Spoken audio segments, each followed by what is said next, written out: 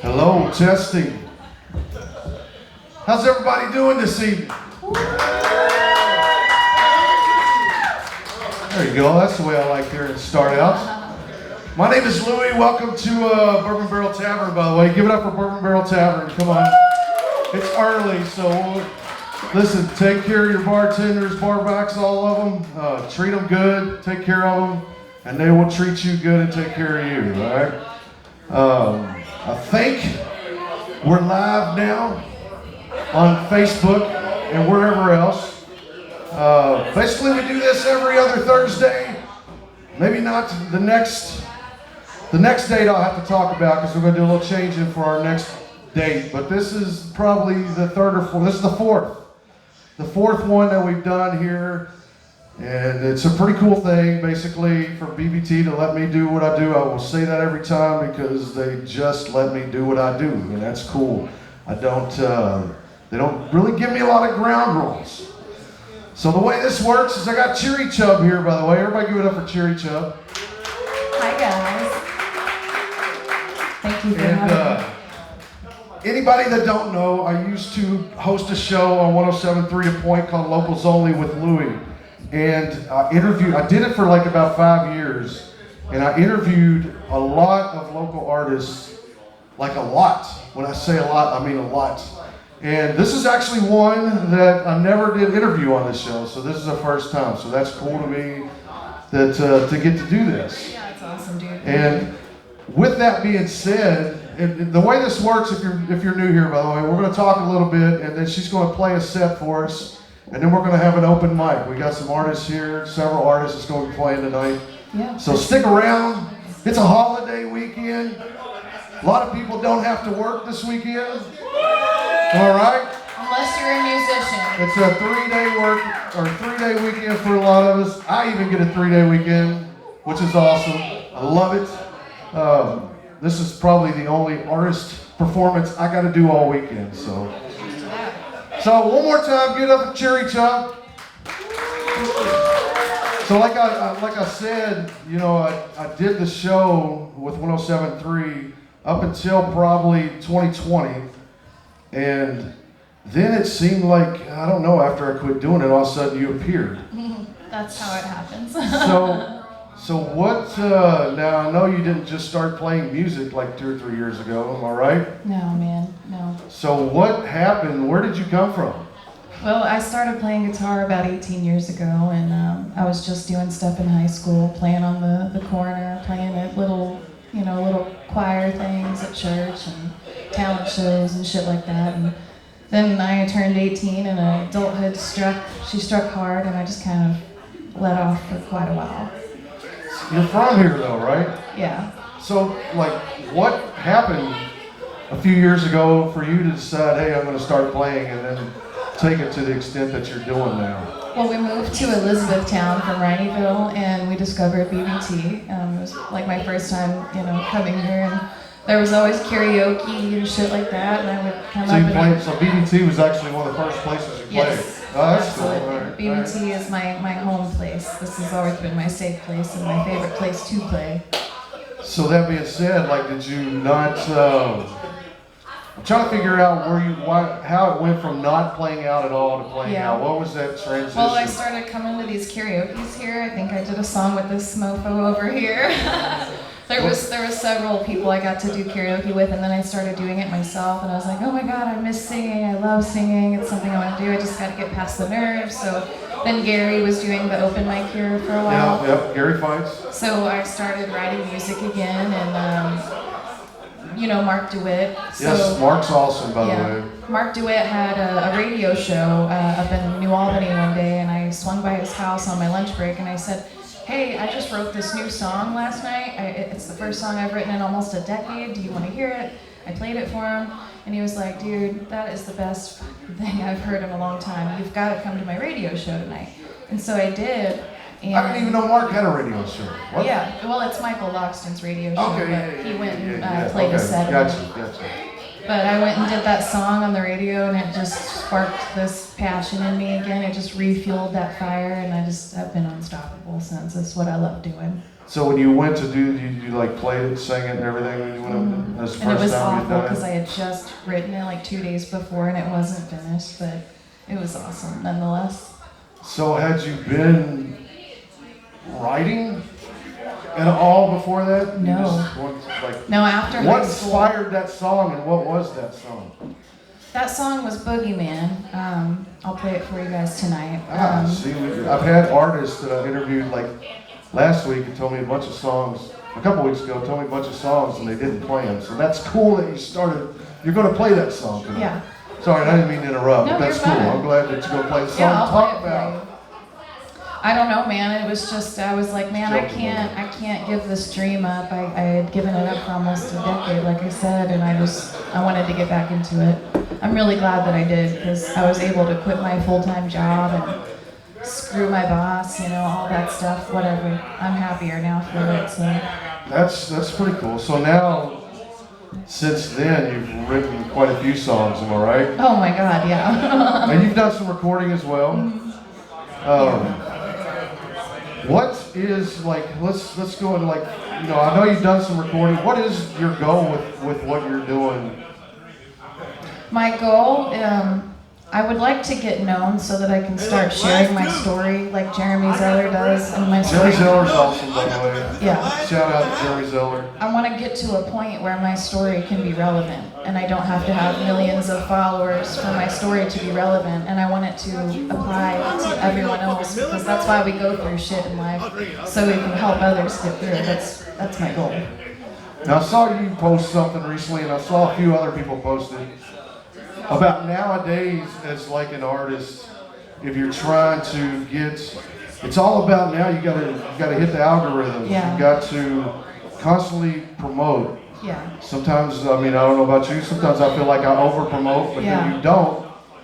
It's a different world now. It is. And so how It's do you navigate through that? What do you, it stresses me out It sometimes. stresses me out so bad. I have no idea what I'm doing. I'm just kind of playing it by ear. I don't have a mentor. I don't have a guidebook. There's nobody here to tell you how to do it. You just kind of got to play it by ear, trial and error, figure out what works and what doesn't work. And try to, how many people here have seen her play before? Has anybody seen Chub play before? Thank you guys. Did you just randomly walk into a place and she was playing, or did you all? I think the first time I saw you play was when we did a thing here one night, like one of the first after the whole COVID era, and we started back up at BBT. I think that you played here one night. Yes, and that was the first time you heard me. Yeah, and now you're playing almost every night. So you literally, it's turned into like, I mean, it's a profession kind of right now to you, right? It's a full-time job, baby. Yeah, so like, I mean, you play multiple times a week, am I right? Yeah. Like a couple weeks ago, I had 3 shows in 24 hours, and I was like, fuck my voice, guys. Yeah, that's a lot. So, that's a lot. Are you at the point now where people are hitting you up, or are you constantly hitting people? How are you? Man, what is your advice so to people that are trying to do that? I am so grateful. This is the best thing about where I'm at in my career now is I don't have to like bust my ass booking anymore. Like most of my shows are booked for me by fans or venues or people that have heard me. So are you booking out, like way out? Yes. How far out are you booked out now? Right now I'm booked to November. Till November. I don't even know if I'll be doing anything I'm doing now in November. I know. That's a long ways away. It's crazy, man. I mean, I'll be doing this, by the way. You also come here every 2 weeks, except for the next one. I'll talk about that later. Next one. But we'll discuss that later. So how hard was it to get into that transition to playing all the time? Now you're really playing all the time, you're writing, with all the writing you're doing, I know you're releasing like songs here and there. Are you working on trying to do like a concept, like not a concept album, but an album, because everybody does singles now? Yeah. What would you like to happen? Like, I would really like to get an album out, but like you said, people are kind of focused on singles or EPs right now. But the idea or concept for my next album is called The Other Side of Me. So it's basically, I just hit a point in my life where I've had a breakthrough and things are a lot better for me mentally and, just shit like that. So that's going to be the song concept is the other side of me because I've only ever known this side. I'm discovering myself in this career and it's been beautiful. So what would be, is this, are you at the point now to what you consider success in what you're doing? What is success to you in this? Success is being able to pay your bills and sleep at night. Yeah, being able to pay the bills, sleeping at night's overrated. Being able to pay the bills is pretty cool, yes. I have a roof over my head, I have an amazing husband, we have some pretty cool kids at home.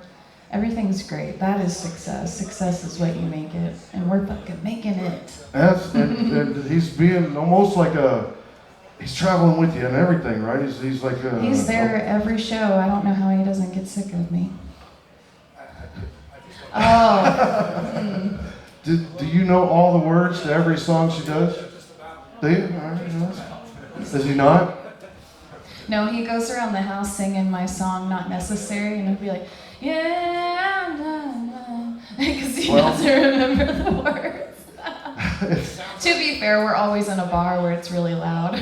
Yes, that's, we were talking earlier outside about the different experiences you have playing at different shows. Yeah. What's been like the worst experience you've had?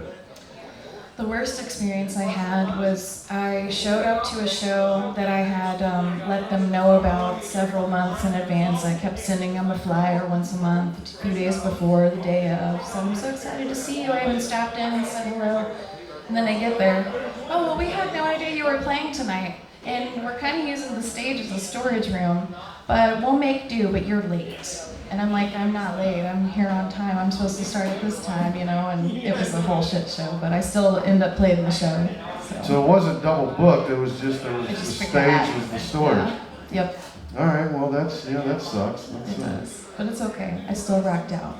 So let's talk about tonight. What are you going to play tonight? What's some of the songs you're going to play? Tell me a little bit of, you already mentioned the first one. Boogeyman, yeah, I'll play that for you. What else are you playing this evening? So I've got a couple songs recently released. One's called Not Necessary, the other one's called Sixth Sense. So talk a little bit about this. Well, Not Necessary, there's a clean version if you don't like the F word, but it's my favorite word, so. What F word is that? Oh, there's a bunch of words that start with F, you never know. It's not fart. that one's just terrible. So yeah, go ahead, tell me a little bit about them. When I was writing Not Necessary, I was just, things were just coming out. I had no idea what I was writing. And so I played the song a few times and I just developed a meaning for the song, for me personally. But I think it's relevant, to every individual. To me, that song just kind of portrays like mommy and daddy issues and kind of breaking down that barrier of having your inner child, locked in and like, fuck the mom, fuck the dad, like when they say fuck the man. Fuck you, Mom. Hell with that man. Fuck you, Dad. So what about, that one was Not Necessary? Not Necessary. And then the Sixth Sense, what's? Sixth Sense was the first song I ever wrote for Chub from, my personal perspective.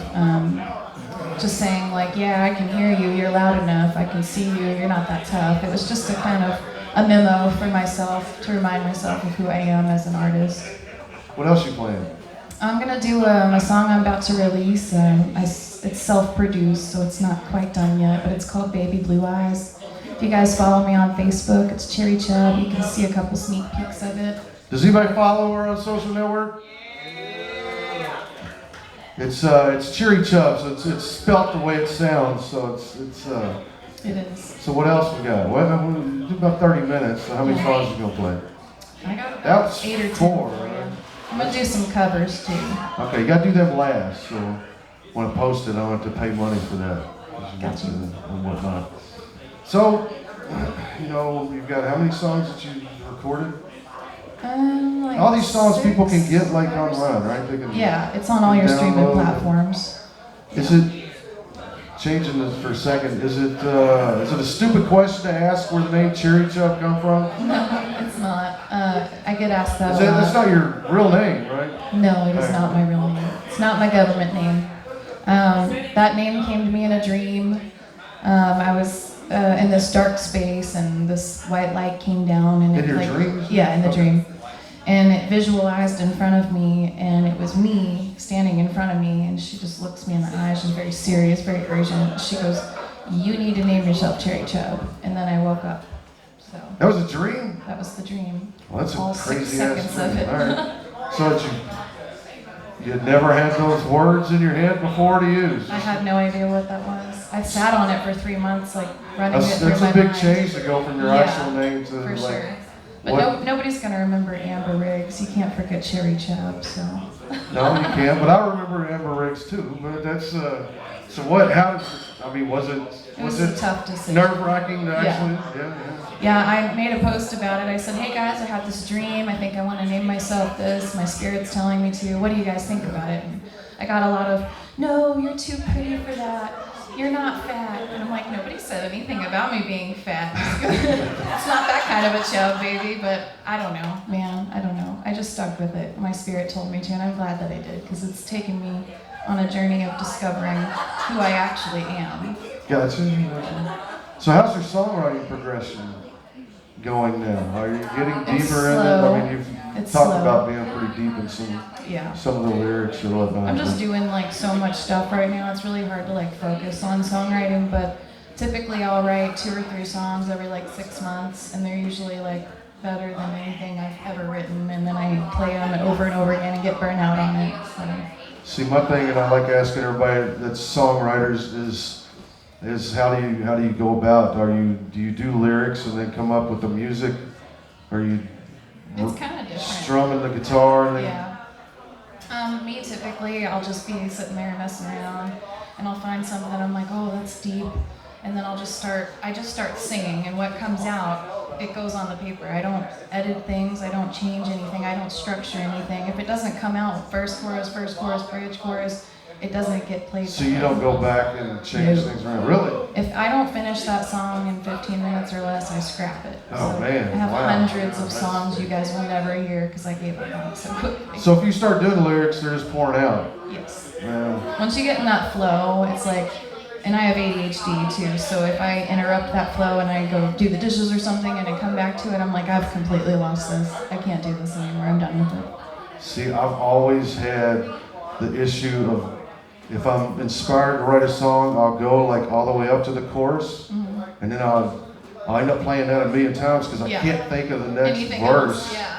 to start it all over again. Because if you're writing a song, you can keep the same subject matter, or you can totally change the subject matter. Right. And it's just So you That's why I have just so go all the way many through it. unfinished Huh? ones. Because it's like, if I can't get past the verse chorus, I'm done. I'm toast. Yeah, no, that's totally different than what I do. This is a good time. I like asking the crowd if they've got any questions. Mike Siegel, you got any questions? Ask away, guys. I'm an open book. Do I? Well, because he used to do the show with me and stuff, so I know Mike's got questions. He just got here, man. Let me tell you something about Mike Siegel, if y'all know him. If you ever see this guy on a lawnmower, stay the hell out of the way, because I saw him today, and he goes about 100 miles an hour, just jamming the music with, so yeah. That's a warning. It seems like very non-important for me to say that, but It seems important. it's a fair warning. Watch out for Fair that warning. guy. Do y'all have any questions you would normally just ask anybody? Like, James? You know my question. See do you know how to play the Iron Maiden? Unfortunately not. See, this is where I've got these wireless mics. What I need is to have somebody running around and just Yeah, hey, you that got would be questions? cool. You got questions? So let's, Grab Sean. He's Sean, gonna you take want the little to clip. He'll take the clip around. you can we can tape it to the beard. Yeah. Just go around it. He's like, now you're talking. So now, on a serious note, all right, look at 5 years from now. What do you want? What do you want to be doing? It would be easier to tell you what I don't want to be doing. What do you don't want to be doing in 5 years? I don't want to show up at a show and the stage be used as a storage closet. Well, how long ago was it that happened? It's been some time, so we're So getting you're there already on now. a road there. It would be really great if I want to see music be revived. And what do you mean by that? I'm really tired of seeing like there will be a live artist sitting there plucking away, singing away for 4 hours straight, and there's karaoke on the other side. I get the pull, but damn, it takes so much for people to go on stage and like just rip themselves open and show the world that part of themselves, and I have mad respect for that. Fuck karaoke. Yeah, well, I've never got into karaoke. A lot of people do. There's hey, it is what it is. But as far, do a lot of you all go out and ever watch live music, like just to watch it? We do. I got like 3 I'm not hands. at my own show. I'm at a friend's. Like, there's a different. You got the artists that play nothing but covers. Everybody loves that. Everybody loves hearing the song that they know, so they can sing along. Yeah. But you do got a lot of artists that write songs, and it's cliche, but every artist did start somewhere. Right. Every artist you've listened to has played in front of less people than is here tonight, and so if you go out, most of the time we're background music. Yeah. I mean, an artist is background music, but sometimes listen, you never know, you may like the song, and if you listen to it enough, that's how you remember songs. The only reason you know the songs you know is because you heard them 1,000 times. Correct. Well, 1,000 is an understatement. You probably heard them 1,000,000 times on the radio. That's the only reason songs become your favorites. So every local artist is got, I've been exposed to a lot of different local artists, and there's not been any that I'm like, there's nothing that I like from them.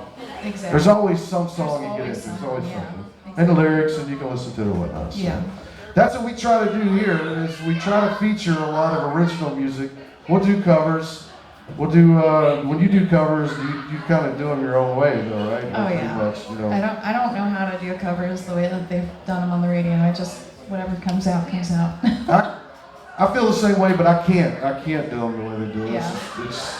I'm not capable of I don't Make know. it unique, I dumb it down, Yeah. so I like the way it sounds when I do it. Right. So. Right. Well, are you ready to play some music? Yeah. Are y'all ready to hear some music? Everybody give it up for Chub, by the way. Thank you, guys. We're going to, she's going to play